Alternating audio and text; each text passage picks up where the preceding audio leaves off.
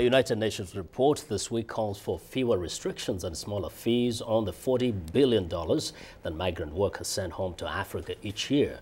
VOA's Ndiho has more. The UN report came out ahead of a conference on remittance payments that opened Thursday in Tunis. The International Fund for Agricultural Development and the African Development Bank organized the two-day Global Remittance Forum in Tunisia's capital. The report shows global remittances to Africa surpass most foreign direct investment and development assistance combined. But restrictive laws and costly fees reduce the money's effectiveness to lift people out of poverty.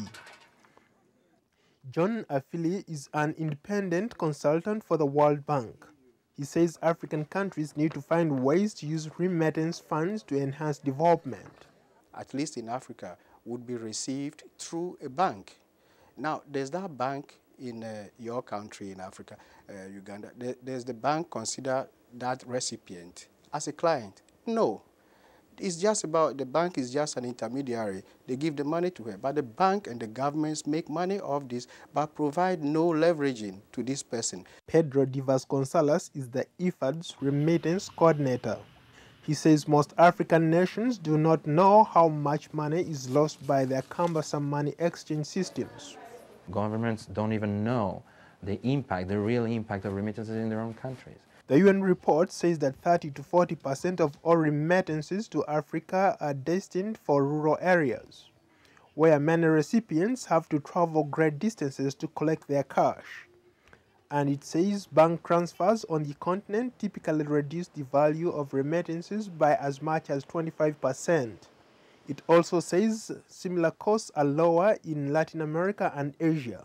Kanayo Nwanzi is the president of the International Fund for Agricultural Development. If you were able to reduce the cost of transfer, money transfer to Africa, as low as it is in the US, by 50%, you have an additional $2 billion available. You can imagine what that can do in terms of investment in rural development in Africa. Consultant John Afili says it is the responsibility of each country's government to make remittance payments easier to receive and less costly. In Latin America, for example, the donors have developed a system where they leverage these migrant remittances. There are global schemes that Africa can learn from. This is no magic. Standards are there. Our banks in Africa know this. Eco Bank in West Africa, Development Bank of Southern Africa. A lot of these banks are aware of this. We just need to put the right frameworks in place. The UN report stresses the need to expand the way people receive remittances. It says that by making use of new cell phone technology, post offices, small businesses, payment outlets would more than double.